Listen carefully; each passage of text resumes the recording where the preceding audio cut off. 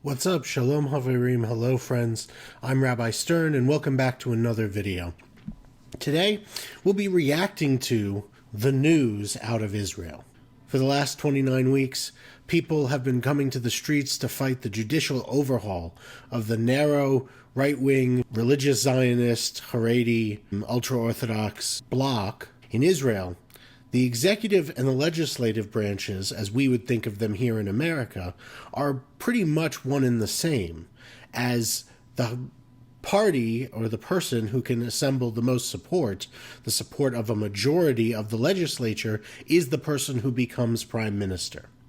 So Benjamin Netanyahu, who's currently prime minister, is only able to stay prime minister as long as he keeps, right now, his bloc, his coalition, has 64 seats out of 120. It really tears me up what's going on in Israel. I just came back from Israel only a little over a week ago, and while everyone is talking about this, and this is something that is very, very important, the conversation, the national debate over this judicial overhaul, it's something that hasn't really, thankfully, yet super changed the way Israelis relate to each other in everyday life. At least not that I saw while I was there. Now, I love Israel. I love visiting Israel. I love meeting people in Israel.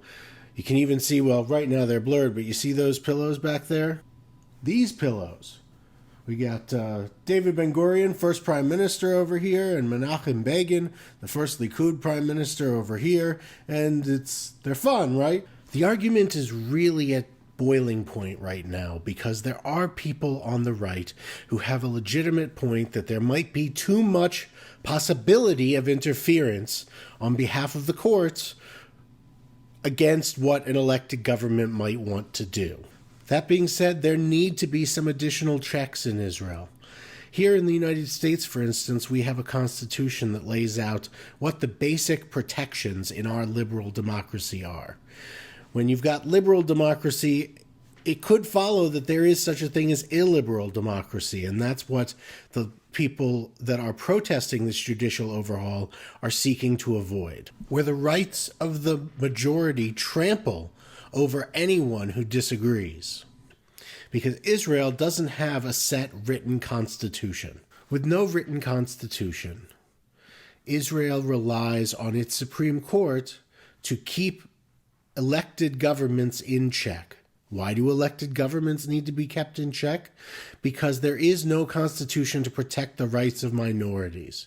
And in a liberal democracy, you need to be able to make sure that even those who can't summon 51% of the vote every time aren't trampled on by those who can achieve a narrow election victory.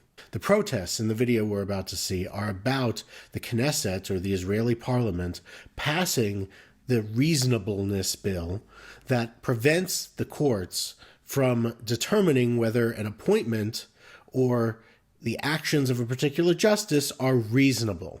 So let's watch the video.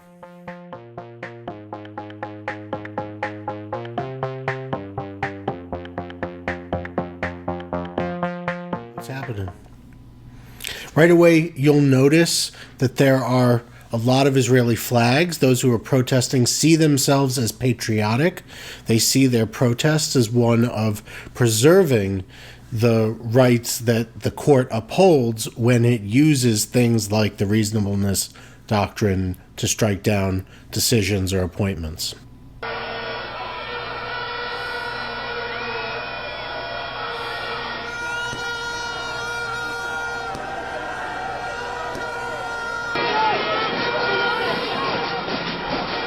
So what the protesters are doing right now is they're blocking Ayalon Highway. It's one of the major routes through Tel Aviv, the largest city in Israel. And it runs north to south. And the protesters are blocking it as part of their disruption that they are doing as part of their protests. I gotta say, I've rarely seen protests. There has been absolutely no looting or destruction. The protesters don't want life to be comfortable in Israel as long as there is a chance that the current government could move towards dictatorship, as they see it.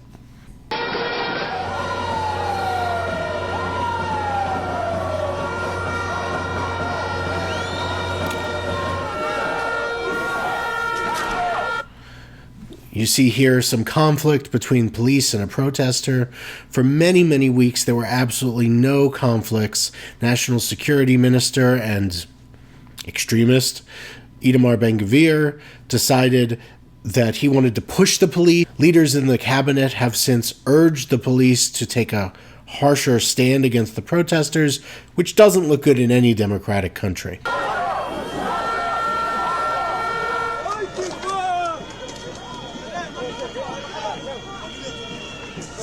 We're here to protect our democracy. We were left with no choice but to go to disobedience. We are protecting our...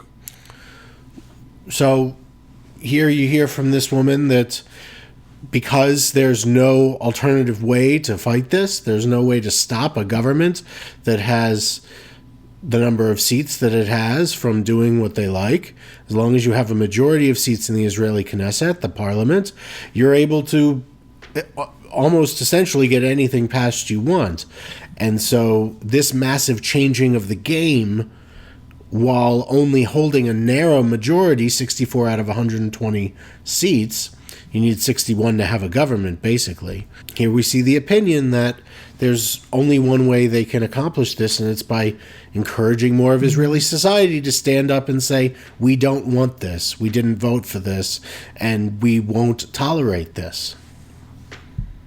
Our country from dictatorship. We will not give up until we are victorious. היום מהלך דמוקרטי מתבקש. המהלך נועד להחזיר מידה של איזון בין הרשויות, מה שהיה פה במשך 50 שנה. Netanyahu here in Hebrew is saying that his top concern has been the unity of the people and the security of the nation since he's entered public life, which was a very long time ago. There are many who believe at the moment that Prime Minister Benjamin Netanyahu is not even the most powerful person within his own coalition, which consists of many different parties, all of which are essential to keeping this government running. If any party decided they were out because he didn't do as they liked, then that would be it. The government would fall. So Netanyahu's in a sticky position where he has to get some of this done, even though it's proven very, very unpopular, even with some supporters of his party. העברנו את התיקון לעילת הסבירות כדי שהממשלה הנבחרת תוכל להוביל את המדיניות בהתאם להחלטת רוב אזרחי המדינה. אני אומר לראשי האופוזיציה, אפשר להמשיך להתווכח, אפשר להמשיך להתנצח, אבל אפשר גם לעשות משהו אחר. אפשר להגיע להסכמות לגבי ההמשך. בואו נגיע להסכמות. So now Netanyahu says that he wants to resume the talk. When it looked like they were going to begin passing parts of this judicial overhaul, they actually stopped because of massive, massive protests after Yoav Gallant, the defense minister in the same party as Benjamin Netanyahu, decided to speak out against the judicial overhaul and how it was being passed. At the time, Netanyahu had fired him. He since rescinded that decision, and the firing of the defense minister over speaking up is what caused the first delay. And during that delay, there were talks at the house of the president of the country, who's generally not a political figure, but has been trying to get some agreement on these judicial overhaul talks. So they went and they talked, but when the Likud and their allies made it clear, when the right wing decided they weren't going to convene the judicial selection panel, and Israel's behind on appointing judges, it made it seem like the talks were just a fake out because they were going to go ahead and pass their changes to how judges are selected, which was part of this judicial overhaul that has not yet been passed. So when that happened, the talks blew up and the centrist parties said, we're out, we're not going to talk about it until you convene this group, until this group that should meet is fully staffed, which it is now, and should meet so that Israel can have judges it needs. Yariv Levin, who I haven't mentioned yet, but is justice minister, he's in Prime Minister Benjamin Netanyahu's party, Likud, and he's been the main architect of this judicial overhaul. Levin decided not to have this panel of judge selectors start meeting, and instead they've moved forward. Since the talks have stopped, they decided to move forward with this discussion of reasonableness and have now banned reasonableness from being used in the Israeli courts. So please, let's keep it civil, but let me know down below in the comments. Do you support the judicial overhaul? Do you not support the judicial overhaul? Why? And what perspective are you coming with? Please also share if you want more content like this, what other videos I could react to, and please remember to like, subscribe, and share this video. See you next time.